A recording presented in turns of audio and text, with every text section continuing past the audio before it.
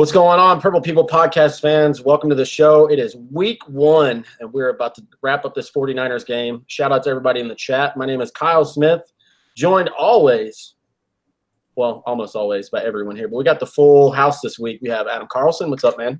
I made it this week, and I enjoyed the football game. I hope you guys did too. Awesome. We can't wait to talk about that. Dorian Foley, what's up, my dude? What's going on, everybody? Can't wait to talk about this game and breakdown and all that good stuff. Yeah. Hell yeah. And Kyle West, last but not least.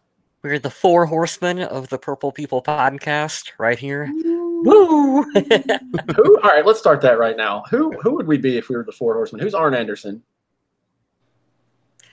Probably Dorian. No. I think Dorian would be Arn Anderson. I think that of us, I'd probably be the enforcer. Yes. Adam? Okay. Okay, Adam's the enforcer. Dorian, who's Dorian? I'm Tully Blanchard, of course. Okay. Kyle, who does that leave you with? I'm just going to let you guys go through it, and then I just get whoever's left. I have no idea. Kyle will be J.J. Dillon. Okay. I'll accept that. Fun stuff. Old wrestling reference. That's how we started here. Welcome to 1975. This is how we get viewers, guys. We go back to the past and only a small group remembers. That's all right, though. We do whatever we want here. That's why we love this show. I don't have the chat up, so shout out to whoever's in the chat right now. But welcome, before I forget, to episode number 318 of the Purple People podcast, entitled Hughes the Boss. This one's going out to Mike Hughes this week. Rookie cornerback had himself a day yesterday, but we'll break that down in a little while. That's a good show title, Adam. And I used to love Who's the Boss, man. That show was great. Mm-hmm. And anything that is responsible for helping to make Alyssa Milano famous, I'm all for. Priorities, man. Priorities. Yes. Yep. Kyle, I'll let you steal the first one. I don't want to mess anyone's name up, so have at it. Okay. Let me minimize all my windows down here. Well, I want to do each week a new subscriber shout out because I think this is really cool, and we're always really thankful for, anyone really who takes the time to listen to the podcast or interact with us on social media, Facebook, Twitter, YouTube, all those places. So I want to give a shout out to some of our new YouTube subscribers. We have Alan Adkins, who's been with us for a while in the chat, but finally decided to hit that subscribe button. We thank you for that. And Davin Wilson also for subscribing to the YouTube page. That is really the best way for anyone listening to get a notification for when we're going to go live because, sometimes we're Mondays, sometimes we're Tuesdays, sometimes it's later on in the week. But if you subscribe to us, you can always get that notification when the show is up. Absolutely true. Hit that bell on YouTube. You'll get notified when we go live. Mm-hmm. Then you can hop on in and talk with us. And right now I'm watching the Lions game and the Stephon Diggs commercials on. Man, if you guys haven't seen that commercial yet, it is I'm so happy that a young current Viking gets, news like that. It made me laugh, and I couldn't believe it because I'd heard nothing about it. I'd heard no promo for it, and it just popped up, and I was like, oh, my God, that's Stephon Diggs, and nobody cares but me, but it made me happy. Whatever. Yeah, my uncle told me about the commercial. He's like, have you seen it yet? I was like, no.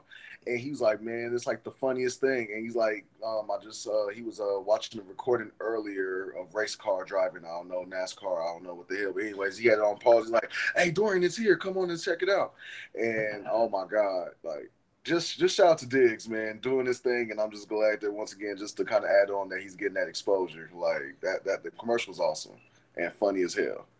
I like it. Oh, yeah, especially considering that Diggs signed his deal. He's going to be here a while, and he is such a big target in the passing game with Kirk Cousins. Just really feeling comfortable throwing him the ball. And, yeah, if you haven't seen that commercial, it's for Geico. Just check it out. Awesome. Adam, I'll let you do the next quick hit, too. That's kind of your wheelhouse and your baby. Let's see. Oh, there was 5 really got that. I didn't realize that was up in the notes here, but we can talk about that. Now, there is still a couple picks out here pending.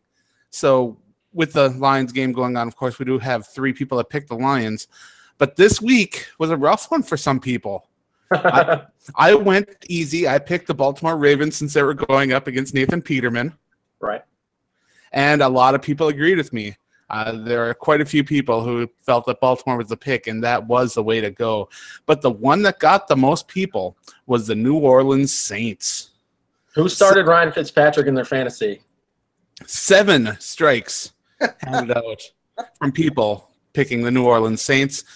2 people picked the Pittsburgh Steelers, who did not win somehow against the Browns. How do you fucking tie? Hey, listen. I'm gonna throw this in there for all you guys. Don't ask Donovan McNabb. Oh God, he doesn't know either. I'm gonna throw this out there for you guys. That anybody on the show that knows my fandom to the Levitard show. If you go to hour 1 of the show today, it's literally called "You Vike That." They just opened up in the Twin Cities. I guess they're on live in the local area of Minneapolis. So they were super pumped. They decided to do a whole 10-minute segment on the Vikings, and they gave us a lot of love, and of course they're intrigued because we're going to the Packers this week after Aaron Rodgers' legendary performance last night. But long story short, they were talking about the Browns yesterday. This is the best start they've ever had since 2004, and they didn't even win the game. In the most Cleveland fashion yesterday, I was crying laughing today when I heard that. I was like, that's just the Browns thing to do. Stafford limping around a little bit after taking a hit. Uh-oh. Not good. But we did have one other person die in the when game they play Khalil Mack and the Chicago Bears. who took the Tennessee Titans and got a loss. We did have 2 players who deserve shout-outs for picking the Minnesota Vikings this week, because whenever you can pick the Vikings as your first team, you pick your Vikings as your first team, right? Right. So big shout-out there to Captain Kirk and Purple Nurple. God, why the hell didn't I think of that name? Damn it. That's so obvious too, man. That's a great name. And good luck to roads closed due to winds and Fairweather Fan on the outcome of tonight's game. Nice. Yep. Adam's talking about the Jets are visiting the Lions in Detroit right now. It's 10-7. The New York Jets are leading. It's 4 minutes and 20 seconds left till the half. And then tonight we have the Rams and the Raiders. That should be a fun matchup, but I don't see that going very far. It should be pretty lopsided. Dude, you'd be good on like AM radio the way you just did that. Yeah. Notice how I said AM radio. Yeah, AM radio. I can't swear. I would mess up and swear, and I'm just like, what do I do with my life for the next 30 seconds now that I've finished the segment too early? That's why I have you guys to cover for me. Thank you, though. I accept all compliments in all shapes and forms. So the next one, this is interesting. I wanted to take a second to talk about this. Next quick hit is the Vikings worked out 3 receivers and 3 offensive linemen on Friday, including wide receivers Brashad Perryman, former first-round pick in 2015 by the Ravens, Aldrick Robinson, and T.O. Redding. They also worked out centers Hronis Grasu and Wesley Johnson and guard Brian Witzman. Now, if my memory serves me correctly, with Aviant Collins going out, placed on injured reserve today, they did. Here it is. Guard Brian Witzman was signed, replacing Aviant Collins. I think he had an elbow injury, so speedy recovery and well wishes to him. But ended up signing the guard today, and the Vikings did a little article about it. But Brashad Perryman. Witzman's interesting. Last year, he played for Kansas City, played in all 16 games, started 13 of them. So nice. He is a little bit of a veteran, and he has starting experience. So if you're going to pick someone up, it's not a bad option. I just love that they've added depth. A lot of people complained, and we'll talk about that in this quick hit here shortly, but a lot of people complained about the Vikings taking a corner in the first round. You know, we know that the offensive line needed some looking at, but they've added a lot of depth, which is good. And now if they can just gel together, we'll get Pat Elflein back soon. This might actually work out in their favor. So I'm all in favor about adding depth at any round, in any position, rather. The other thing I want to talk about is Brashad Perryman, which is interesting. I'm not sure if they're going to sign him or not, but man, the injury bug has really, really gotten him. That's his biggest concern. But it's one of those guys, if he could stay healthy, he's a pretty good player. I know he's fast, so we'll see. It's crazy when a first-round pick, and it's only been, 3 years? And he's already floating around out there. You know, if maybe he could have a resurgence. We've seen that before in wide receivers, so we'll see. It's the second show in a row we've actually done during a football game when there's one on TV. Correct. I'm watching it too, man. We aren't very good at this, are we? No. Well, I'm trying to keep it together. Really quick here. We're talking about Matthew Stafford in the chat, and Jake wanted to know who's the backup quarterback for Matthew Stafford in Detroit. I would fucking who would have thought Matt Castle is still playing in the NFL, and Matt Castle is the backup to Matthew Stafford right now? You could give me 100 right now. Hey, no, Matt Castle will guarantee you he'll get you 5-11. He'll definitely get you to 5-11. 100%. You could have given me $100 and I would have not landed on Matt Castle being the backup. Wow. I would have guessed he was out a while back, but that's funny. I thought he retired after his shitty stint in, Dallas, and then he was with the Titans. How is he still employed? Yeah, he looked horrible in Dallas. Yeah. Absolutely horrible. Oh, well, he's not our problem anymore, so whatever. But we do have Sean Reynolds and Jake Z in the chat, so it's nice to have you guys here with us. And hopefully we'll get a little bit more interaction. We're going to talk a little bit more about Laquan Treadwell later, so we'll jump into that when we talk about the game a little bit. So for now, we're just going to keep trucking through the quick hits. Yep, as we mentioned, That's why you're the enforcer, Adam. Exactly. Fits him well. We talked about the wide receivers and the offensive linemen that were worked out. So we mentioned already Aviante Collins, offensive tackle, is placed on injury reserve. He's done for the year. Signed guard Brian Witzman from, he said, the Chiefs. That was pretty cool. Like I said, I'm glad that there's a lot of depth there. We hope. Hey, you got to have somebody there, so might as well have someone with starting experience. Kyle thought it would be funny to mention in the chat earlier that we were going to bring back TJ Clemmings, and I said I'd rather get cancer, so that was a terrible thing for me to say. But yeah, that's not good. No, that was terrible and dark humor, and I apologize. But I would be excited down the road if the Vikings do kick the tires on Jeremiah Sarles when he gets healthy. I am a big fan of that guy. Did you guys see yesterday? Brandon Fusco was playing for the Niners. Isn't that right? Oh, yeah. Yeah. I think so. I think the first drive that they came out, I was like, that's Fusco from – oh, my God, he played for us. That's cool. Mm-hmm. Not a fun day for the O-line of San Francisco, but we'll talk about that in a little bit.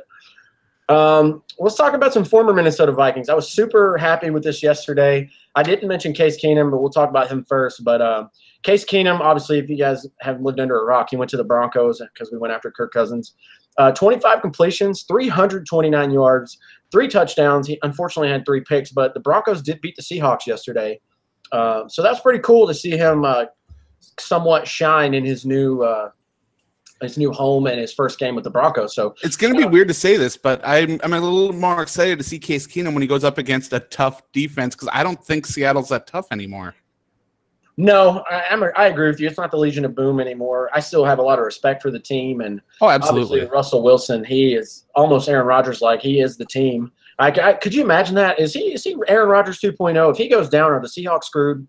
Because I think they're screwed. They're screwed. Pretty much. They're screwed. 100%. Pretty much, yes. Yeah, I would say that too. I thought you guys might have a consensus on it. It's I respect the hell out of Russell Wilson. He's a hell of an athlete. Jake says that Fusco plays for the Falcons in the chat. Oh, is it a different Fusco?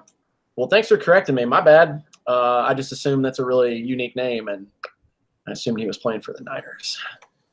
Where's I going with that? Yeah, Russell Wilson, man. I don't know if Pete Carroll's on the hot seat, but I know we play him later on this year, so it'd be something to look at, especially with a quarterback that we had, knowing his kind of play style. I don't know what kind of offense they run in Denver, but shout out to Case Keenum. Got a win, had 3 touchdowns, looked pretty good yesterday. I gave this man a shout out because he made history yesterday. Adrian Peterson is now with the Washington Redskins.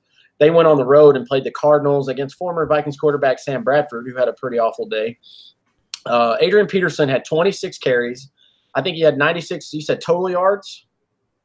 Is that total yards or is that just 96 rushes? I don't remember. 96 rushing yards, right? Hell yeah. Yeah, 96 rushing yards, 1 touchdown, and 2 receptions for 70 yards. My bad. I didn't finish reading that because English is hard. Sorry about that.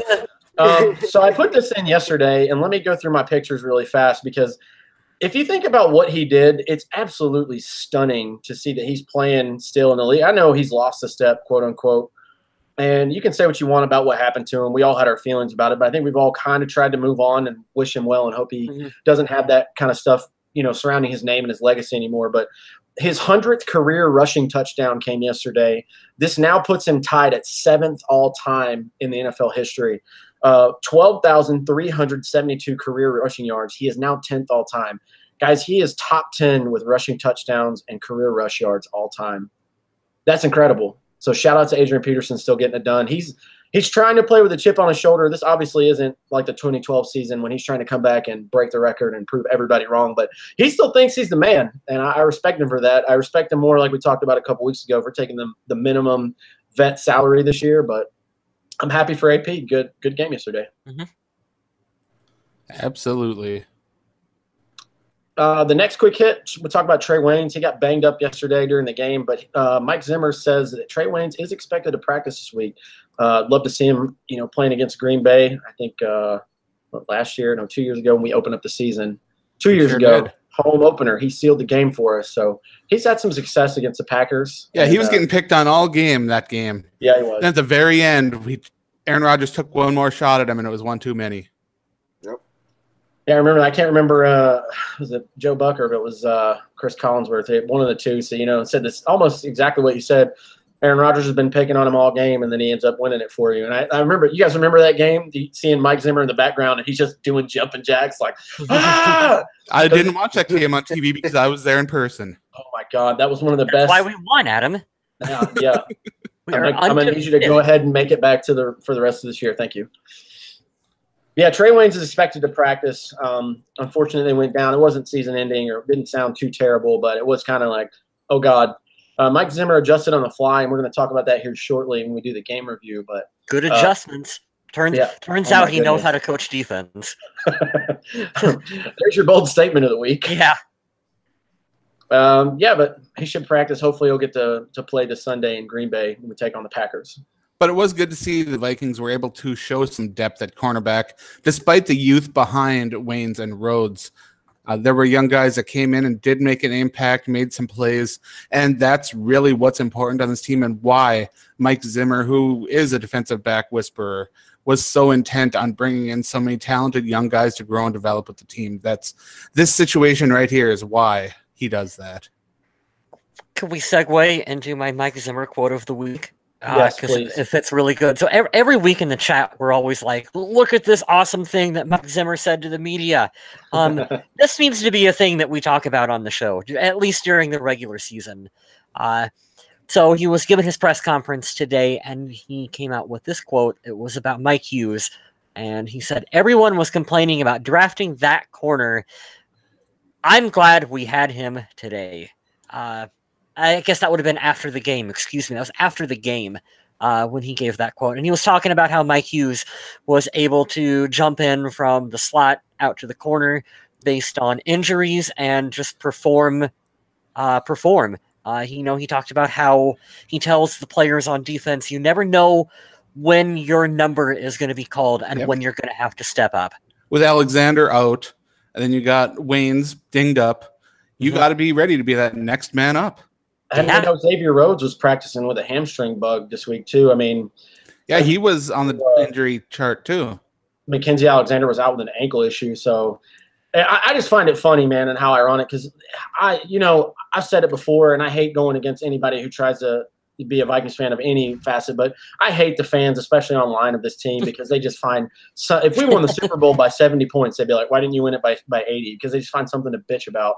But not our fans. Our fans are good. No, I'm talking about our fans specifically. Yeah. No, you mean some Vikings fans, not Purple People Podcast fans. No, not our fans. I'm talking about the Facebook armchair quarterbacks and GMs out there. I'm not obviously not on this show. I like our fans on the show because they're kind of sensible. We might get something kind of wacky every once in a while, but it's a good talking point. But man, I went on the press conference last night, and we just won a good game, and there are still people bitching about the game. I'm like, what? Could you stop and just enjoy a win? Because you would imagine how bad the Wolves would be out if we lost yesterday. So you can never win by enough, Smith. You can never do it. Never. We do have a question in the chat for you, Kyle Smith. Oh, God. Here we go. It's just regarding your Twitter account. Wants to know if it's still active, inactive, private. What's up with it? So I had two because I couldn't figure out that whole thing. And I've seen it in a movie before where you're like, forgot my password. Go to reset my password. Name your previous password. Well, what the hell? That's why I'm here, because I don't remember it. So I had Purple Scolger, and now I'm back to the one that I used to have a long time ago. Which, God, that makes me sound so stupid and weird. I don't have a bunch of social media accounts because I'm cool. I just can't remember because I'm old. It's K9_Viking. And I'll double check that in a second. But yeah, I still have it. I check it sometimes. I'm not really active on Twitter though. I had the one that I had previously. It had everything set up. I was following a bunch of people, friends, a lot of good pages, and this one's pretty bare. So yeah, it's at K9_Viking with a capital V. So if you want to give me a shout out there, I try to check it. And yeah, that's crazy. If you would have told me that was going to be a question today, I'd be like, what? Yeah, that's what happens. That was Tommy Gunn wondering. Oh, shit. My bad, man. Yeah, I don't know what happened, man. I couldn't remember anything on there. My apologies. New password cannot be the same as old password. God damn it. Right? That was my life. I was like, you know Yeah. what? I don't care. I'm just going to go into this one. So before we start diving into the particulars of the game, let's give away our Game Ball and Donkey Awards, which are a lot of fun. I'm going to pick someone that you guys don't pick, so you guys go ahead. I think Dorian Foley should get to give out the very first game ball because he's never done one for the regular season. He was before. excited about it, so let's do this. Yeah, let's let Dorian. My game ball, Harrison Smith. Good choice. Balled out yesterday, got that sack, that pick, and he was just Harrison Smith all over the field, man. There's nothing much really I can say or add to the talents of the hitman. So that's my game. Pro Football Focus does not agree with you, sir. Yeah, I saw that today. They can jump off a cliff. Harrison Smith graded out at 57.7, citing struggles in coverage down the field. Okay, I don't. Okay, whatever. You guys know what I say about when Matt Khalil pops up in our chats. So I'm not going to say it, but you know how I feel about Matt Khalil. So. Well, I'm going to double up with what Dorian said. I'm also giving my game ball to Harrison Smith. I'm not sure. I'm sure Pro Football Focus has their statistics and reasons, but I just continue to think out of all of the awesome talent we have on defense, Harrison Smith is still the MVP. He can step up and he can make a big play. He can get an interception in a crucial time.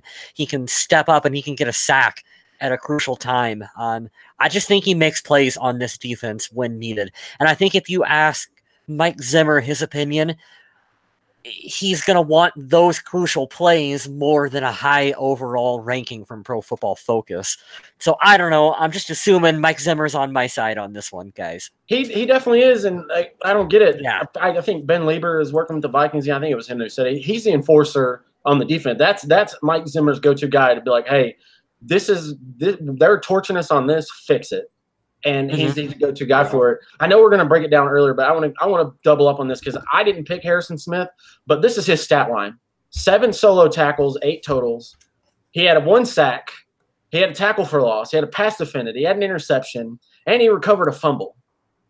What? And he's a safety. Like, we saw this kind of game last night, and obviously it was on a different scale from Khalil Mack.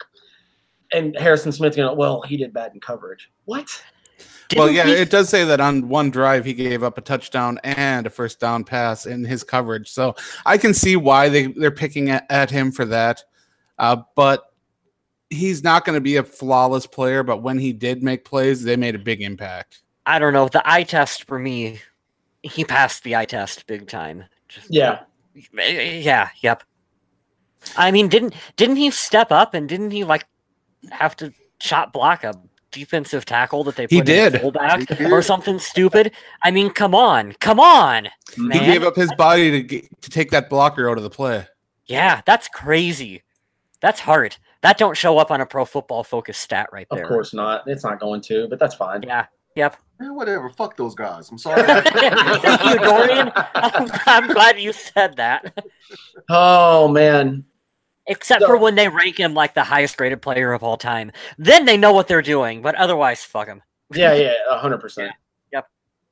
I'm gonna give my game ball to the newly acquired defensive tackle Sheldon Richardson. Man, I was hoping that he would make his presence felt yesterday, and he did. I'm just looking at the stat line here: 4 solo, 2 assisted for 6 total tackles. Second leading tackler on the team.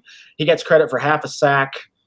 He was up in Jimmy Garoppolo's business yesterday, and I hate the new Aaron Rodgers rule because I think it's stupid, and I think it defies basic common sense and science. If you're launching yourself onto someone, you're going to fall down on them. I don't know how you move your body out of midair when it moves. You can do some matrix shit like that. Just roll. Yeah, they're coming from all these people that I don't know who does play football and who doesn't, but I hated that rule yesterday. I hated that was a penalty, but he looked like his old pro bowling self. I was super happy with Sheldon Richardson's performance yesterday, and partially because I wanted to be like Adam and not pick Harrison Smith because he was going to be my go-to. The other part too, I wanted to give my game ball to Dalvin Cook, but then he fumbled, so. he was up in there for sure in the conversation until that happened. But Sheldon Richardson, man, I liked what I saw from him yesterday. And there are so many great options for game balls from this game. You could have gone with Adam Thielen. You could have gone with Kirk Cousins. Dalvin Cook would have been an acceptable choice. Mm-hmm. Linval Joseph would have been amazing. But again, I got to go with Mike Hughes. I do. For a rookie to come in his first game, and yeah, the interception was thrown right to him. But he was asked to come in and play when players got injured, players got hurt. He wasn't expected to be an impact player that early. They shifted him around from nickel to the outside. And anytime you can get a pick six and then on special teams come in and down the ball inside the 5, come on. That's an amazing game for you. On top of that, he was a part of saving a touchdown that would be for, was it Pierre Garçon? Yes, he was. That was an epic play from him, using his body and not interfering with it to get a PI call, but just making sure that the pass, it wasn't completed a pass. I'm with you, man. And check that out. All 4 of us picked defensive players, man. Pretty sweet. The chat has a lot of love for Kirk Cousins. Hey, Dorian, go ahead and say it. Go ahead and say it. What? Fuck that guy. No, Kirk Cousins. No, not that guy. No. You like that. You like that. You like that? There you go. There it is. Well, we might as well run down the list since we're talking about it. No, we got to do our donkeys. This was hard. This was super hard. I didn't really know where to go with this. I can go first if you guys like on this one. Do it. Go for it. The player that I'm giving my donkey to did not make a whole lot of visible mistakes, but the fact that he didn't make an impact really at all is what's kind of scary. And it's Anthony Barr. I wanted to see Anthony Barr come out and play like a man who wants a long-term contract that can help to rush the passer. There were a couple instances where he dropped back into coverage and played fairly well, but as a whole, I thought that this was a game where Anthony Barr's being in the game wasn't really any sort of big deal. It's a good choice. Yeah, it is. It was like he was just kind of just there, huh?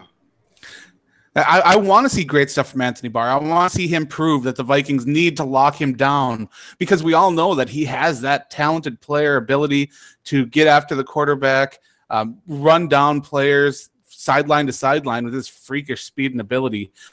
Anthony Barr, I believe, is going to make a much bigger impact next week, but this week he got my donkey. How much of an impact? Big impact. You see where I was going with that? Oh, you caught on where I was going. I'm not going to do that because I'm not a fan of people wishing bad stuff on any player because we've been a part of that for God knows how many years in a row, but I had to throw it there. I gave my donkey to Laquan Treadwell. Surprise, surprise. I did like that he caught 2 passes. I didn't like that he dropped an obvious pass and he only had 18 yards. Dude, you're a first-round pick, and I'm going to say the same thing that Adam said about Anthony Barr, but we've seen Pro Bowl play from Anthony Barr, and we have not seen anything like that from Laquan Treadwell. Dude, you're a first-round pick, and this is going to be your make-it-break-it year. You need to play like one. So I'm not putting one of his incompletions because he only had 2 in the game. One was a pass that was really low that I don't think that had a really good chance of him hauling in. Mm-hmm. But that drop, he caught the other 2 passes that came his way. One was for a first down. And I feel like this could be a good step in the right direction for Treadwell, especially if you can get that drop out of a system because that's kind of uncharacteristic. Mm-hmm.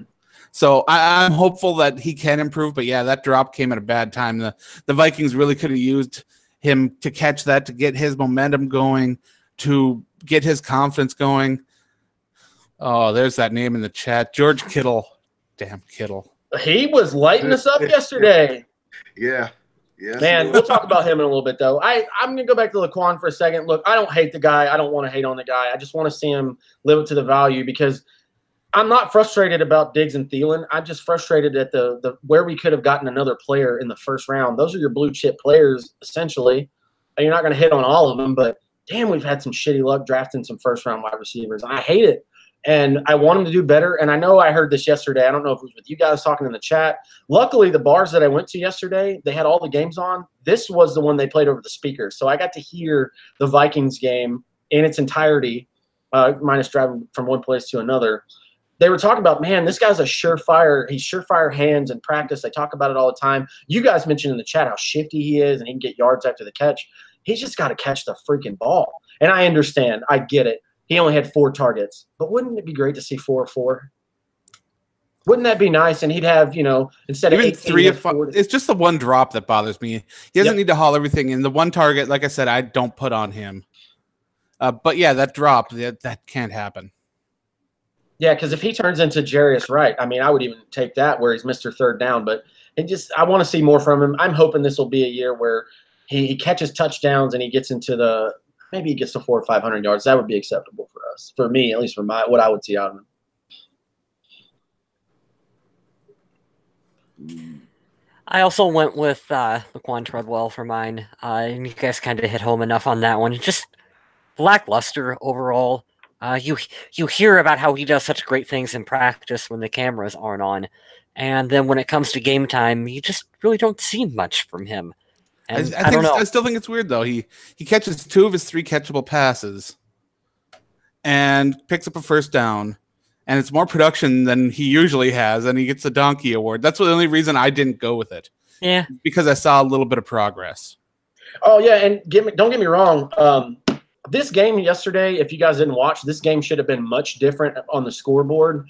However, this was a really hard game to pick a donkey because there wasn't one guy, in my opinion, that just stunk it up, that missed a big play, that did all this. It was kind of pick and choose. We're kind of nitpicking right now. So if anything, that's the way we want every game to go. But me personally, I'm just nitpicking because I'll spoil it later too. Like even our rookie kicker, he didn't miss anything yesterday. Mike Hughes steps in and plays a great game. Like it was really hard to pick a legitimate donkey for this game. You probably could have picked one of the guys on the right side of the offensive line that was having a struggling day. Yeah, I'm gonna give him a pass, which is biasing me because we're kind of doing patchwork at the moment. But hey, whatever, that's fine. Right. Dorian, who's your donkey going to? Well, my donkey is somebody on the line. Tom Compton. Yeah, there we go. Tom. Just based on the fact, like, okay, this is supposed to be Kirk Cousins' like best friend. They're supposed to be like best buds, and we go back, and like Tom Compton let the defensive line just kind of just slip up, come in, okay, hike, okay, I got you. Oh no, I don't, and just stands there like, oh shit. Well, I'm gonna say it once again. Guess what, Dorian? What? Pro Football Focus disagrees with you.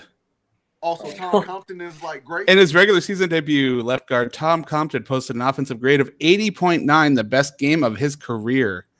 Okay, well, whatever. He only served one pressure in 49 pass blocking attempts. Wow. I almost went in another direction, but Tom Compton solidified it for me. I think it was just before halftime. Kirk Cousins got sacked, and pretty much it was by a guy that Tom let pass, and like pretty much. Oh, I know the play you're talking about where the left guard and the center were both struggling to figure out who was supposed to have the assignment to block him. Right. Buckner. Yeah, I remember that play. To be fair, the center's been here for like a week. And to look at like his actions, like his reaction, like he wanted to like go and like help Kirk, but then he kind of stopped himself, like, oh dang, that's messed up. I'm sorry that happened to you. And then he just started walking away, like, nah, man, that's supposed to be your boy. That's supposed to be bros, whatever. So no, so yeah, I fully support this message that Dorian is preaching right now. I always strive for excellence on the offensive line. Ooh. Always. Ying Yaj in the chat said his fantasy football quarterback is Aaron Rodgers. Well, then you had a good week, but I had a good week too with Drew Brees. So holy shit! Did everybody think the Packers season was over? Somebody made it up last night. Whoever these internet geniuses are my favorite in the world. From the first half, like the first two quarters, everybody was like, "Well, there goes," and like blah blah blah, and then my boss down here is a huge Packer fan, and he just sends me that. He sends me a bunch of Simpsons memes like, "That's it, I'm gonna go kill myself tonight." And I was like, "Yeah, dude, that sucks. Like, I hate it." And then of course he comes back high as a kite and just has the game of his career and wins it. He tweeted at everybody. I couldn't believe it, man. But yeah, we'll I'm sure we'll talk about that because we're gonna preview that game coming up. But I wanted to start a new segment since we all picked our donkeys and pick the play of the game. And this is going to be really hard when somebody messes the game up for us and we lose. But since we had such an amazing week 1, it's pretty obvious. I'm sure somebody else is going to pick it, but that pick 6 was amazing. I lost my voice for a little bit. Couldn't believe it. I said, that can't be Mike Hughes. And it sure as hell was. If you're a defensive coordinator or if you're, an offensive coordinator and you know that a rookie corner's in, I'm picking on him the whole game. And Mike Hughes is like, hey, thanks for that gift because your receiver fell down. I'm going to go ahead and take this one to the house. I loved it. I was my favorite play of the whole game. I know Kirk Cousins was great. I know Dalvin Cook had some flashes, but that was the play of the game for me. We got a skull from enemy territory in here. Shirizo says skull from Madison, Wisconsin. Nice. My play of the game comes from me complaining in our chat about a player not showing up and then showing up in a big way. Linval Joseph busting through that offensive line, grabbing that quarterback, pushing the ball out of his hands. Linval Joseph, as much as you think like he can disappear in an in the trenches, a man that size with that much power, you can't keep him down for too long. Adam said it in our chat, and then that play literally happened the next go around. So, well, there's your Linval play. I was waiting for it. I was messaging him like, "Where's Linval? He should have done something by now." And there it was. Boom. Right there. That's where he is. Good old Linval. I'm going to go with Harrison Smith coming up with that interception. I thought that was a clutch play. Perfect time for him to step up and help secure the win. That was a good moment for the team. Good turning point for the Vikings too. Oh, okay. I'm just kind of freestyling with this one. I'll say Kirk Cousins' first touchdown as a Minnesota Vikings. 100th career touchdown regular season. What a freaking throw! What a throw!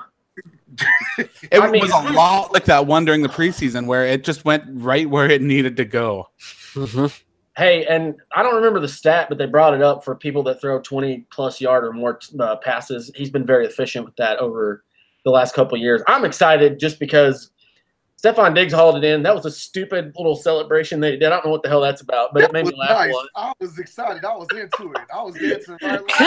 I don't know what the hell that was, but it made me laugh a lot. Dalvin Cook's over there trying to do it too. And that was just a lot of fun. But man, that was a dart. It was beautifully placed. So that was exciting, and that's what you want to see because if he came in and go ahead, Kyle. I'm sorry. He had a couple passes where you can tell he's got that accuracy that Case Keenum did not have because he can really fit that ball in when he tries, like between defenders or in specific locations that only like Diggs can catch or only Thielen can catch. Like he does a good job. I'm excited to see him in week 4, week 5, when the players got their legs underneath them and they're in full speed and the season's going. Week 1 is tune-up for most teams in the NFL.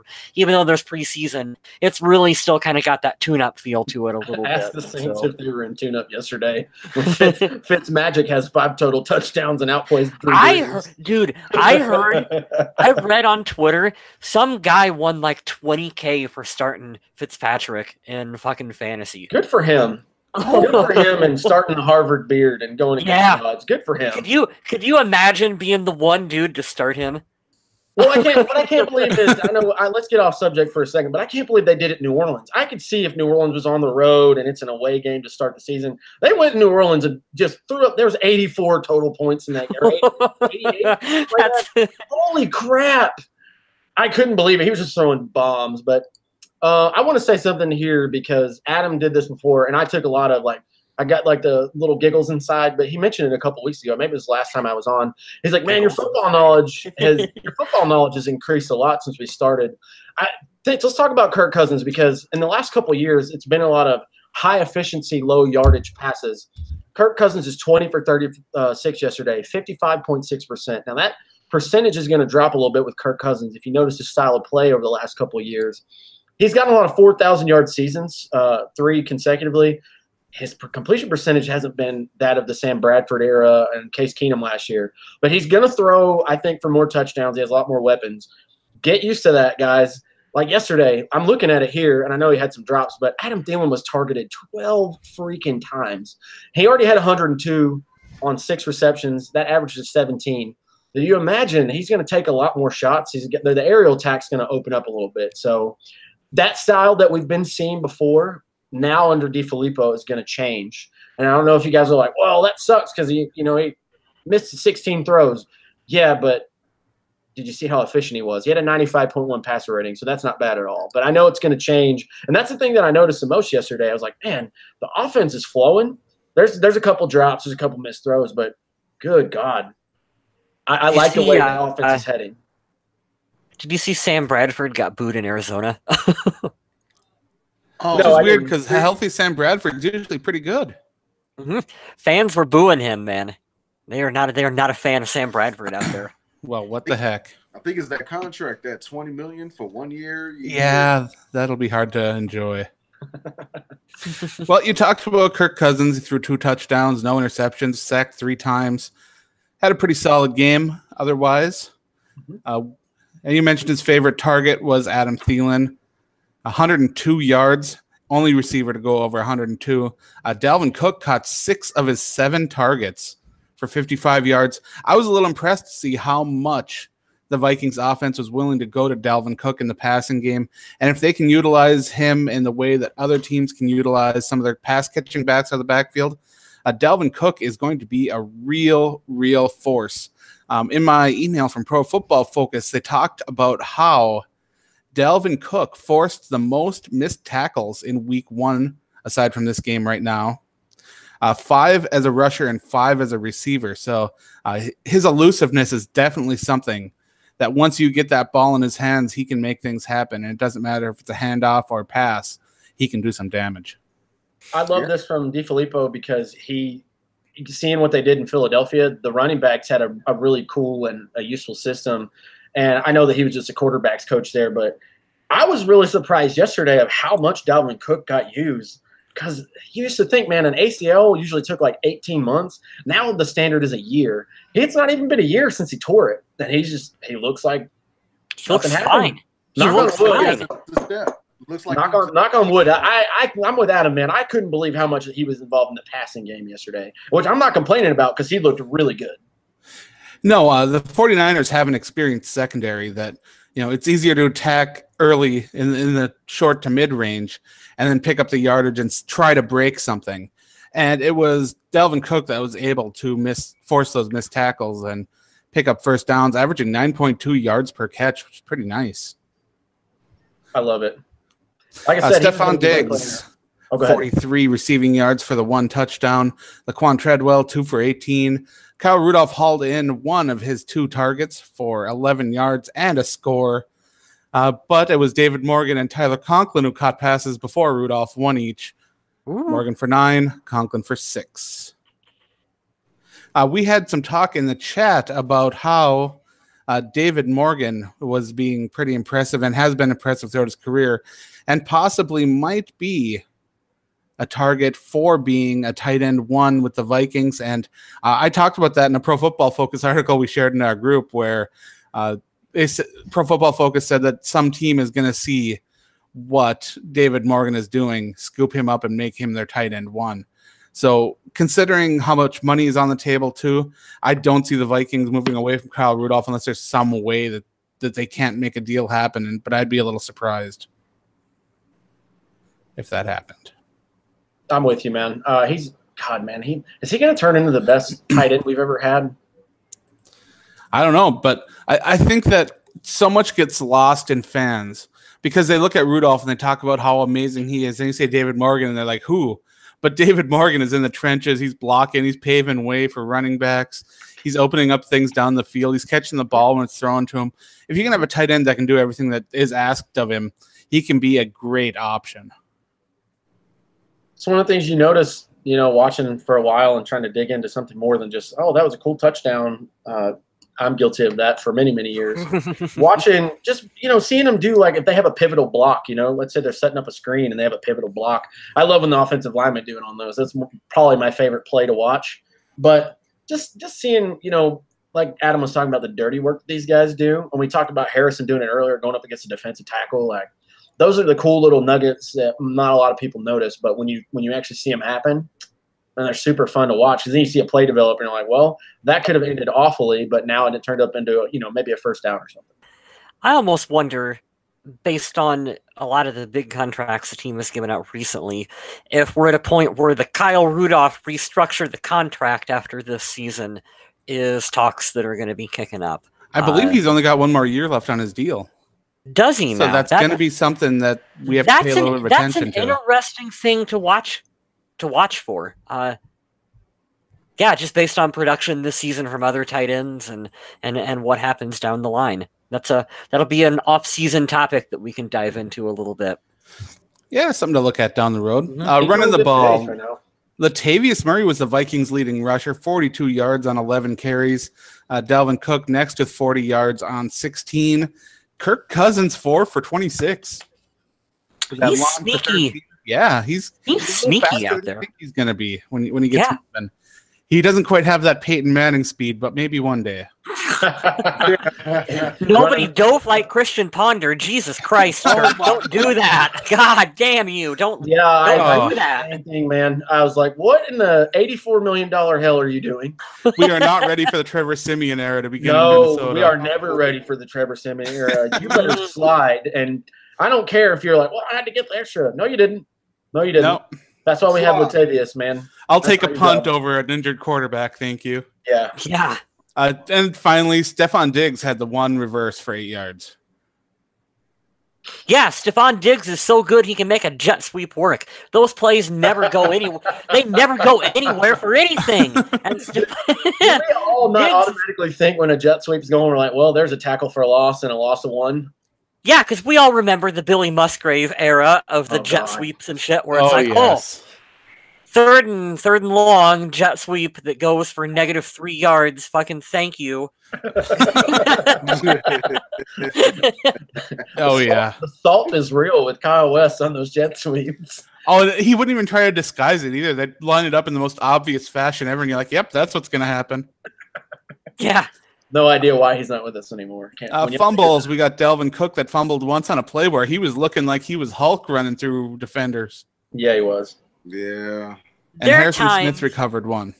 This has to be difficult as a player. You want to make the big play, and he's fighting for extra yards because he wants to make the big play. Just at some point, you have to just go down. You have to concede. If he just would have went down, he wouldn't have fumbled the ball, but he was trying to make too much happen at that specific moment, and he got the ball too loose. And I'm sure that whoever the running backs coach is will talk to him about this if they haven't already. And it's like, you gotta two-hand it, and you gotta try to not make too much happen. You live to fight another down. Absolutely. Harrison Smith led the way with tackles with 8, Sheldon Richardson 6, Ben Gettyan 5, Daniil, Linval, Everson, and Eric Hendricks all with 4. Sacks, Harrison Smith came up with 1, Daniil Hunter came up with 1, and then we've got creative player. Oh, yeah. Such a good nickname. And Sheldon Richardson and Everson Griffin split a sack. But it was Sheldon Richardson who led the way with hits on the quarterback. Him and Everson Griffin each got to the quarterback 3 times. Got a little bit of weight on him on that one. I messaged my friend Jeff, who's a Seahawks fan, and I was like, thank you for Shelton Richardson, by the way. Absolutely. We are probably not going to be able to afford him after this year because you just don't have your 4 guys on your defensive line all with big, huge contracts. Like, that just don't happen. So it's probably a 1-year rental for Shelton Richardson. He'll probably get his big contract elsewhere, but I hope that he can make the most of his 1 season in Minnesota. There's always that hope that he loves the atmosphere, loves the team, and is willing to take a discount to stick around, but not every player is like that. I just don't know, Adam. Has there ever really been a team in like the modern era of salary cap football, where you pay all 4 of your defensive linemen. Yeah, the huge- Rams are doing it right now with 2. I don't know how the Rams are. I don't know where they're getting money The only from. reason why is because they're not paying $84 million for a quarterback. That's it. true. It's because Yeah, right now they went all in and said, "F it, we're going to pay everybody." I'm not looking forward to playing them in a couple weeks, man. I'm not looking forward to playing Chicago. We got Mike Hughes, Harrison Smith, Xavier Rhodes, each with an interception during this game. Punt returns, pretty non-existent. Marcus Sherrills had 3 for 7 yards. Yeah. Let's see what else we got here. Daniel Carlson made his 1 field goal from 48, which is nice. That's a pretty long field goal. You know, I almost gave him a game ball just for not missing. Like, he was fine on field goals and extra points. And, like, hey, come on. You laugh, but that's important for the rookie to get his legs don't have to underneath talk about him. I'm happy. Yeah. Yep. And Matt Weil with those punts. 6 of them for 38.3. One, I believe, was a little short, but 4 of them did land inside the 20. And we talk about that for a second. Like, I was pretty sure that Ryan Quigley was going to be on the team for a while. And then what the hell did they see wrong with him? And then our new punter comes out.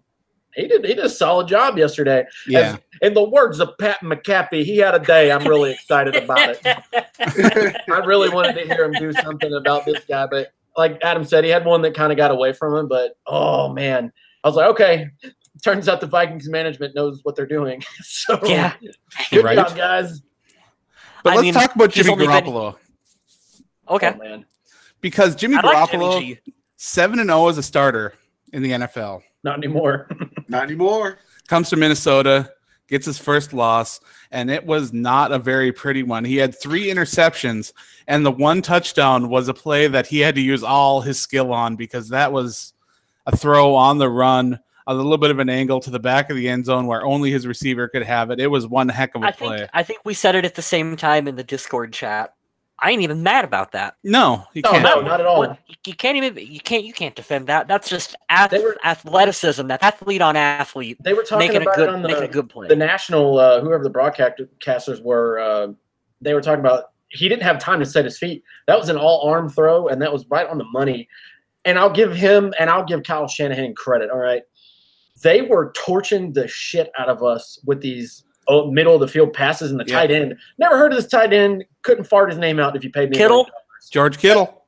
George Kittle. Kittle's in bed. George Kittle. Fantasy pickup. George Kittle. He comes out and has a day, and Garoppolo's not going to look bad. But when you're on the road, and like you said, week 1 through week 4, you got to iron everything out and find out what you're going to do that works for you the rest of the year. I'm telling you, man, his stat line was not that good, but watch out for the kid. I wouldn't have paid him $137.5 million because there was such little tape on him. But don't get it twisted, man. He could actually compete with the Rams in that division later on, maybe for the division title. But I was happy. I was super happy yesterday because they pressured him so hard that he had some pretty bad errant throws. But on the flip side of that, he had some really pretty throws and kind of had his way for a couple of plays there on our defense, which was kind of startling. But I was happy that he threw picks. And that 7-0, we can go ahead and shut that down now. If you read some of my work on the Viking age leading up to this game, you saw that I said that the Vikings' biggest problem on the defense this year was going to be teams taking advantage of their over-aggressiveness. Whether it's passes to running backs out of the backfield or tight ends sneaking out, that was going to be the big problem.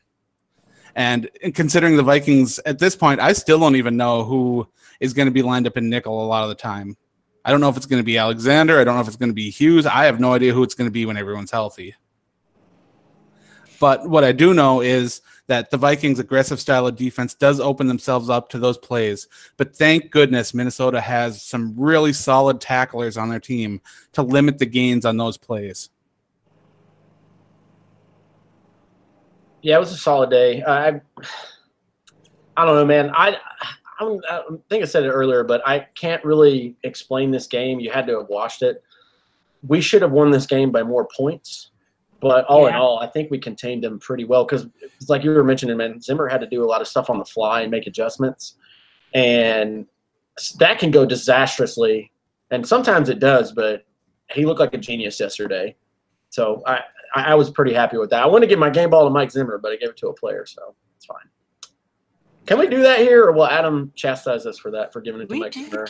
Kyle gives his away to coaches and mascots and birds announcers. And who knows? He said birds. He did. He gave one to that Buccaneers bird. I remember. Yeah. Didn't I give a game ball to a squirrel one time? You did. Remember the squirrel that ran on the field? Yeah, I remember that. It was very deserving. Nice hustle from that squirrel. There are no rules here at the Purple People Podcast Game Ball and Donkey segment. There's just not. I'm trying to get on one of these websites to get the Mike McCarthy sound or quote from Aaron Rodgers, because he did get banged up. If you guys didn't see yesterday, everybody thought the Packers season was over. And I'm glad I didn't post it, because I would look like a jackass now that he came back and played like the greatest game ever. But I was like, is Aaron Rodgers the new Sam Bradford? Is this going to be a thing every year where he gets hurt? And that's going to be what his legacy is going to be. But he went and got a lot of pain pills and a knee brace, and he played like an alien. So that's cool. But whenever we start to preview this game, I'm gonna what? Whenever we preview this game, I give you guys an update. I read something earlier that was kind of interesting. Did I miss something? No, not you. I'm just thinking back to that video that I posted. Oh my God, guys, go watch that. If you're in the chat, I know we all like to hate on Aaron Rodgers. Hey, he's a monster, man. Go watch his post-game interview on the field. He doesn't know where he's at. He couldn't spell Green Bay for another contract like he just got. It was bad. It was like every 3 words you had to stop and process like English. Jesus, man. Whatever they gave you, let me get some of that, man. Like his eyes were just so glossy and just big. And they were bugged out too, like they were out there.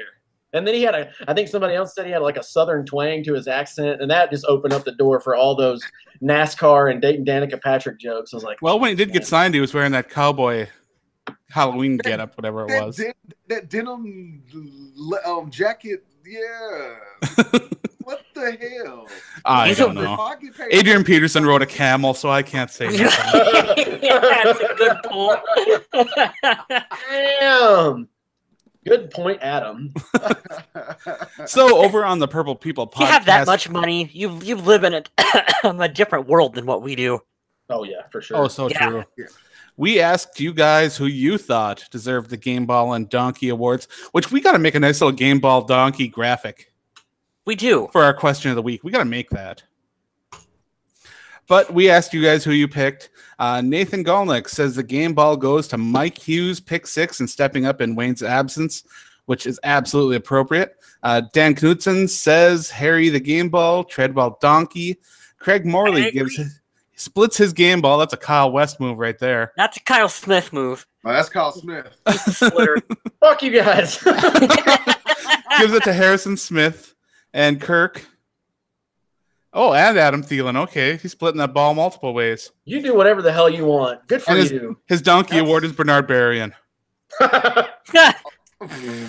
Emmanuel Mueller gives his game balls to Harrison Smith on the defense and Kirk Cousins on offense. So he's got a little bit of a split there too.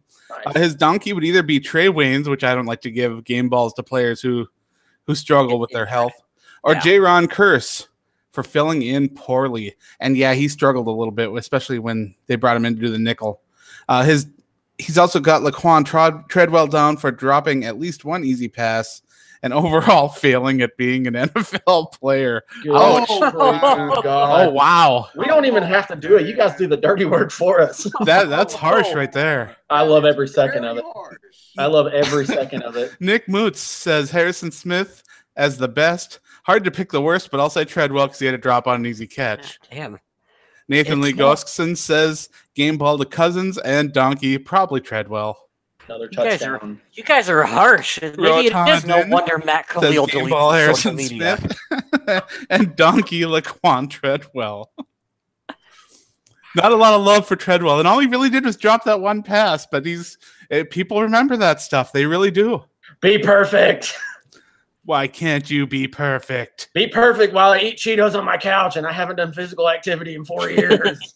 But the one thing that's for certain is after watching this game, I think that all Minnesota Vikings fans should be feeling pretty good about the direction that the team is heading.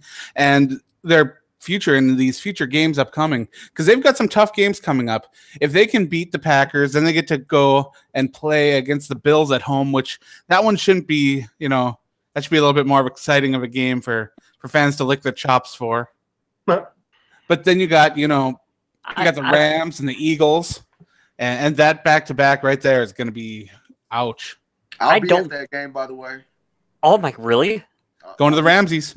Awesome. No way. That's awesome, My man. first Vikings game, you guys. There you go. That's going to be a hell of a game, man. Hell of a game to go to. So, yeah. If you guys are cool with it, let's preview this game coming up before we end the show. I just want to talk about something kind of important because all we did last year, and this is what I hate. I'm going to go on a rant here. People are like, well, the Vikings won the division because Aaron Rodgers was out last year. Like, you guys realize 2 of those games are against Green Bay and 14 of the other ones are against other teams, right? I don't understand how in the hell that has a big effect. I understand it has a little bit. What if the Packers run the table like that infamous quote he had before? But I just couldn't stand that. We split with them the last 3 years with freaking Bridgewater, Bradford, and Keenum. And we swept them with Keenum. Like, come on, man. I'm tired of hearing that bullshit. But I'll be honest, too. I'll say that I wish – I want the Vikings to win the division with everyone at their full strength. I want them to be the best team in the division and just beat the tar out of everybody. That's what I want. I'm with Adam on that. And if you guys missed it last night, the Bears went to Green Bay. Khalil Mack is a Chicago Bear now, and he is absolutely freaking terrifying. I'm so pissed we have to play him now.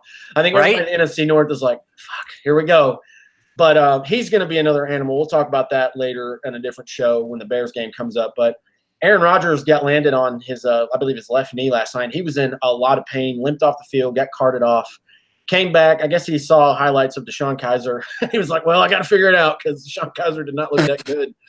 Oh, God. They are the Browns without Aaron Rodgers. It's crazy. But the one thing I don't understand is how were the Bears able to move the ball on offense when Aaron Rodgers was out, and then Aaron Rodgers comes in, they can't move the ball on offense? That should have no impact on that. Is it just like spark the defense, or what happened? I think it's a momentum change, and I think that's a real thing. I've had it before with the sports that I played at the high school level. You get this big shift, and then it kind of gets in your head. I don't know what it was, but Mitch Trubisky looked good in the first half. That whole Bears, we knew the defense was good. It was top 10 last year. They're going to get it together, man. Adding Allen Robinson was big for him. I was happy last night. He got me some fantasy points. But, yeah, I couldn't figure that part out. But I wanted to update on Aaron Rodgers. He came back. Clearly, we've already talked about it. They gave him a little bit of liquid courage of some kind to help him get through the pain. He had a knee brace on. I know they highlighted it last night. Mike McCarthy said, we do have some information and no decision has been made. We're still collecting all the information. So, of course, he's not going to tell you anything on Monday when he has till Sunday to figure it out. But he'll start. He's starting. Yeah. Exactly. He should start, but this is going to be concerning because what if something happens where we play him and somebody has to go low now because God knows we can't go anything above the rib cage now or you'll get a flag and a penalty, and then he gets taken out again. I would be really worried because the Vikings defense is no joke.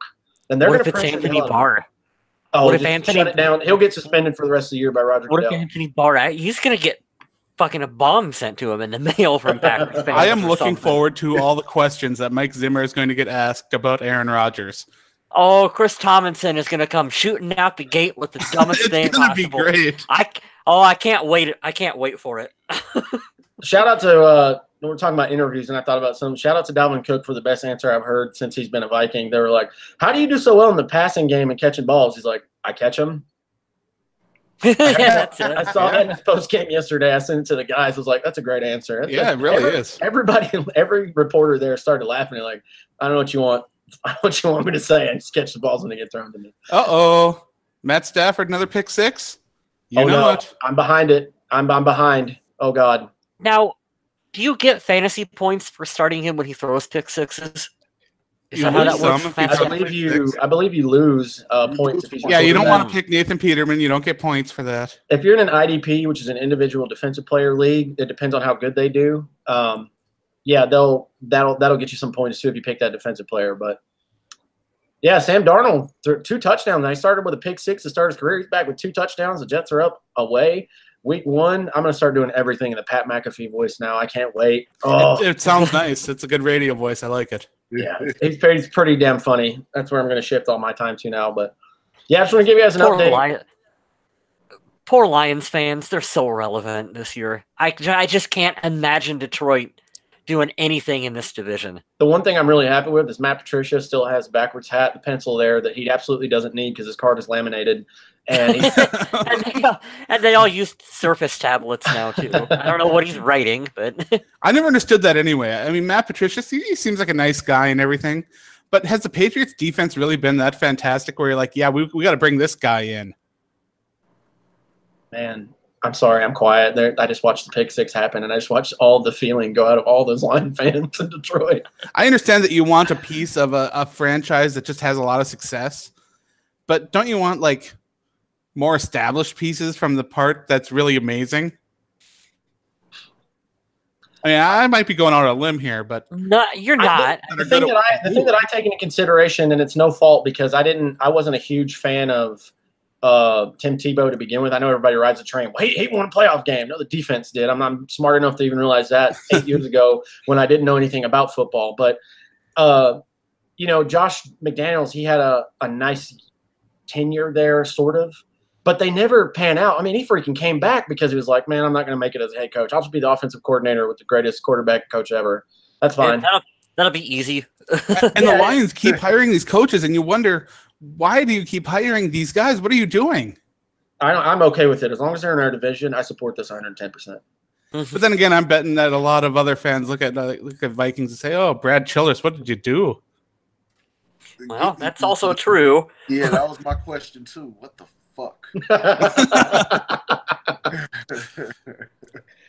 Oh, yeah. So the Vikings and Packers play. This is an away game, divisional game. That's crazy, man. I would hate to start the season like Green Bay did with 2 divisional games back to back. But at least they're at home for them. I guess that's a good thing for the Packer fans. But it starts at 1 Eastern, so it's going to be an early game. So check that out. Adam's going to write a bunch of articles on the Viking Edge about it. Can't wait to read them. Absolutely. But yeah, it's going to be a good test.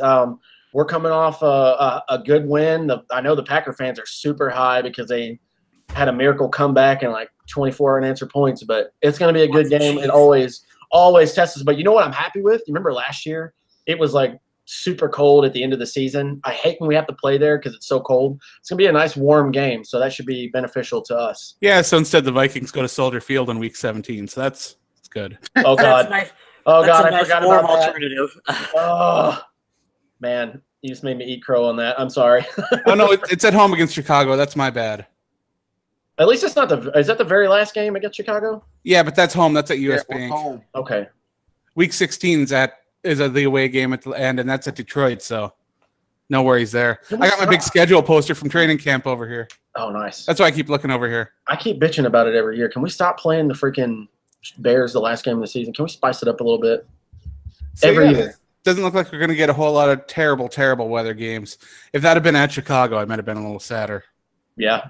We also got lucky with the bye this year, too. Isn't it like Week 10? Yeah, Week 10. I like the later buys. Oh, man. It's right in the middle, too. Kind of like the halfway point. I guess statistically, like when they figured out analyzed all the data, Super Bowl winners and teams with winning records, they figured out that bye week had almost no impact on the success throughout the season. But I still think there's something to it. I like the good timing of it. Let everybody get healed up. If you blow it early, like Week 6, Week 5, you're like, damn it, man, the season seems way longer. Especially if you're good and you make it to the playoffs. Maybe you're not a 1 seed, but you have to play the wild card. That's a lot of games back to back to back. It's true. It really is. This is my last contribution to the show today. I just saw a Madden 19 commercial, and they had the Vikings doing the leapfrog dance on the game as a celebration. It's true. What? I didn't know that. That's awesome. EA Sports, it's in the game. I don't even know if they still do that. I haven't bought in Madden in like 3 years. No, they don't. I don't think they do that anymore. That's trash. They need to do that. It's a staple of my youth. Well, I was watching here, and I thought that the Lions just fumbled. Oh, there's LeGarrette Blount not getting up. God. Great. I'm going to knock on wood so we're going to have this. I'm telling you guys, a distant fourth in the division this year. But, yeah, hopefully you guys can join us because we got our Discord all set up. We're going to post up about an hour before the show that we're going to be going live during the game and chatting. I know that we didn't give you guys much of a heads up on it last week for the Week 1 game. But we are going to be doing that throughout the season. Hopefully you guys can hop in and BS with us because it was a lot of fun. Yeah, it was I remembered it, and then we just did it on the fly because I really, really enjoyed it. So we'll try to do better. Yeah, all we pretty much do is take what we say in our usual chat and bring it over into everybody. So it'll be nice. Yeah, it'll be nice to have everybody involved and have fun, talk football during the game. It's perfect for me because I watch the game usually by myself, and I'm taking some notes on my computer. So it's nice to get a little bit of extra perspective and talk about things that are going on. It's a lot of fun. Hopefully you guys can hop in. Make your picks in the Survival League. Don't get a strike for not making a pick. That's the worst way to get a strike. Don't do it. Mr. Smith, are you in the Survival League this year? No, I didn't do it. Can I join now, or is it too late? Too late, man. Too late. That's all right. That gives another opportunity for a fan to do whatever they need to do. I'm going to win my own prizes. I said it last year. I'm going to do it this year. I am going to win my own stuff. It's going to be awesome. I would have picked the shipping's Vikings going to be yesterday. cheap. I'm going to love it. I would pick the Vikings yesterday, but didn't you say that once you pick that team, you can't pick them again? That's right. Ugh. Man, that's tough. That's why until Nathan Peterman isn't the starting quarterback anymore, you pick against him. That's my plan. You know what's a surprise? They're gonna peel that mask off, and it's gonna be Josh Allen the whole time because he's trash. Oh, according to Jalen Ramsey, he's trash. We do have a little bit of a change to talk to you guys about because we will no longer be on the Viking Age. Fansided's handing down some rules to where if the podcast isn't sanctioned by Fansided, it can't be hosted on the site. So we won't be on the Viking Age app anymore or on the website, but we'll be every other place imaginable like iTunes, Stitcher, PodOMatic, YouTube. We're everywhere. We get most of you guys on YouTube, I think, is where a lot of people listen to us. No. Us anyway, iTunes is our top. Is it? That's cool. It is. We actually get a very strong following from iTunes, usually pretty close to twice what we get on YouTube. Nice. So we usually range, well, I don't want to give away our listener numbers on the air, but we get a pretty nice, healthy following, which is surprising because we're just talking Vikings football. Nice. Let's see, what else do we got? I want you to check out my work on the Viking Age. Even though the podcast won't be there, we got plenty of other great content. I've been working on my ups and downs, which is nice, and I've started those new Vikings player rankings where I'm going to be sorting everything out as far as which Vikings players move up and down, just like the stock market and just like a power ranking. So I'm ready to have people yell at me because their favorite player isn't high enough. I vouch for Adam's work on there, man. This is how he earns his keep and his rent money. So he takes it very seriously. He's very good at it. It's not really biased, and he likes to put out stuff every week. So I highly suggest you guys check it out. There's other good writers over there too, but I'm partial to Adam because we talk to him every week. And now Stafford ain't getting up again. I'm on commercials right now. Damn it, Adam. I don't know what's going on. Everybody's tending to him. I saw Blunt was down too. Oh yeah. Matt Castletine. Oh yeah, Matt Castle. Matt Castle's warming up right now. Oh God. Dumpster fire waiting to happen. I can't. Oh, he got sandwiched. That's gotta hurt. But let's see, what else do we got? We want you guys to interact with us on social media because we're going to be posting up every week to give us your game ball and donkey from the week so that we can talk about them right here on the air and hopefully have as much fun and reactions as we did this week because that was fun. I enjoyed that. Stuff. Always good times. Hit subscribe to us on here or wherever you listen and leave a review because if you leave a review, whether it's positive, which we hope it will be, or negative if you don't like the show, that's okay too. Just let people know what you think, and those reviews can help people find us so we can link up with other Vikings fans, and that's what this is all about. It's us showing and sharing our Minnesota Vikings love. Only thing I suggest, and I would never tell you what to say because I'm all about authentic reactions. If you have something negative for the show, you can say all the dirty stuff you want, the mean stuff. That's fine. Just give us a way to improve it so we can help it make it better. Absolutely. For you. That's the only thing that I ask. We're still working on getting a nice intro and outro and graphics and sounds and all that fancy stuff. It's a little hard because we're all in different places. If we were all in one location together, it'd be simple. Mm-hmm. But we are working on that. We're always looking for ways to improve the show. And I think we've done a lot ever since we went from recording over Skype to all the steps that we've taken now to being live on YouTube. I think this is so much fun, and I look forward to it every week, and I hope you guys do too. I just had a genius idea. This is going to take some good digging.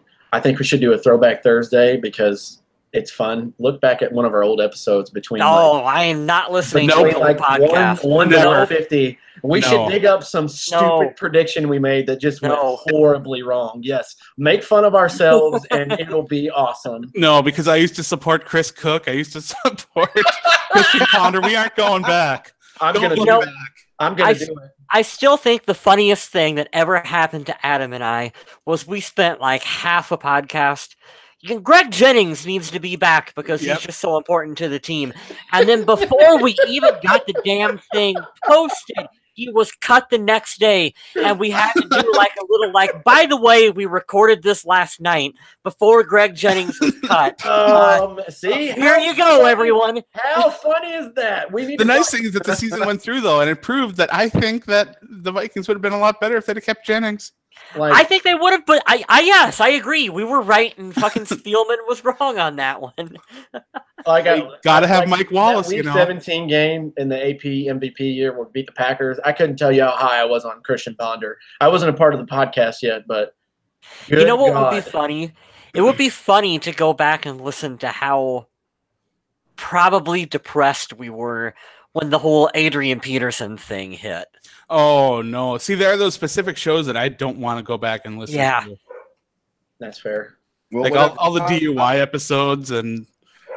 yeah. Oh, my goodness. Yeah, not good. I mean, that's a fair point. I didn't think about those. We wouldn't touch those. But I think it'd be funny to make fun of ourselves from something recent. Be like, man, you remember that time I thought Cordero Patterson was going to be Randy Moss? Oh, my God. Tommy Gunn is sticking with this one. I'm going to call you out, Tommy. We never once said Everson Griffin is not good enough to replace Jared Allen. Find me the audio. Find me the audio. Yeah. I believe that was... I think that was close to something you said, Mr. West, but I think you were more talking about having big shoes to fill. Nah. I don't want to because I know I probably said something dumb on like 10 dozen But occasions. yeah, it's been years since I did that. But yeah, I would at the time, I don't know. I have no idea. But all I know is that the Lions are pretty much lost now. They're done. Sorry, Detroit. Like they weren't before. No, I mean, I don't want to ruin it for Mr. Smith because he's not quite watching it yet. But yeah, let's just say that the nail might have went in. They just punted, so I'm watching the punt right now. Please tell me this gets ran back. Oh, dear God. And it's going to. Oh, I think his foot's on the line. Oh, man. That's depressing. The Jets. Or close. The Jets. Okay, well, that sucks. We play the Jets later. That'll be fun to watch us. The Jets defense is real, but I don't know. The special teams are good, but yeah, it's going to be something. We're losing. Well, we're gaining viewers just talking about the game we're watching, so this isn't making a lot of sense. And you guys aren't listening to our good content. You're just hearing us babble. But I do want to thank everyone for tuning in. Check out my work on the Viking Age, The Walking Dead. Fear the Walking Dead is going on real strong right now. The Walking Dead, of course, will be back with season 9, and they are titled as Rick Grimes' final episodes. It's going to be sad, but we'll make it through together because we are fans. Adam, I have a confession. I've never watched The Walking Dead. And that's fine, man. You know, a lot of those shows aren't for everybody. Like, I tried watching Game of Thrones. It's not for me. I've never seen Game of Thrones. I watched about 10 minutes of a Harry Potter movie. I never went back. Oh, my God. That's another thing we could deep dive into one day. What if we not? I'm the world's worst. I even like Jennifer Lawrence, and I've never seen Hunger Games. Ooh. First one's good. What I'm saying is that there's so many things out there that just don't appeal to everybody. And I know that zombies is one of them that, you know, you either enjoy the genre or you don't, or, you know, you enjoy the characters or you don't. And that's cool. That's all fine. No, I'm interested. I just don't have the time. I'm like, okay, I'm gonna do it. I'm gonna catch up. Because I know, I know people like you, and I have a few other, friends, buddies like that. Have all the seasons and stuff. It's just the time for me to, to sit down I get to play catch up, basically. Yeah. Like, I feel I'm late to the party. I'm just like, all the cool kids are inside, and I'm just like, hi, That's guys. all right. I'm the only friend of. I'm the only one of all my friends who doesn't watch Hard Knocks, so I don't know. It's addicting. I used to watch Hard Knocks. I fell off of it. Yeah. What I live for now, I'm giving Pat McAfee a lot of love. I'm living for these reactions because people are just shitting all over the Browns. Like, and for fair assumption too, because they are just, God, I don't know what it is. When you walk through that building, they just need to like bulldoze it and build. And if you're on Twitter right now, I bet you they'd be saying some things about the Detroit Lions giving up 38 points to the Jets. Oof. Damn. Oh, that's rough. And there's still 7 minutes to go in the third quarter.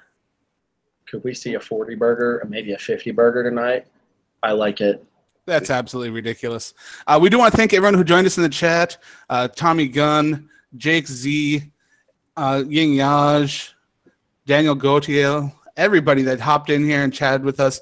We enjoy having you with us. It helps make our episodes better. If you guys can ask some questions, chime in when one of us makes a mistake, or even just give us some input. We love having you guys here, as well as on our social media channels. Thank you so much. You guys got anything else you want to plug before we go? I'm good. I'm groovy. We even got a thumbs up during this show. And guess what? I'll throw one on there too, because I am that guy that likes my own statuses on Facebook. That's me. You bet your ass I'm about to do the same thing. Thank you, Adam. Oh, my gosh. You know why I like it? Because I'm awesome. That's why. Correct. So nobody else has anything to plug. So we'll see you back here next week, probably on Monday or Tuesday, to discuss the Week 2 matchup against the Green Bay Packers. Hope to see you back here, as well as in that Discord chat. Make your picks in the Survival League. Don't forget that either. And let's have fun, Vikings fans. Stay classy, Minnesota.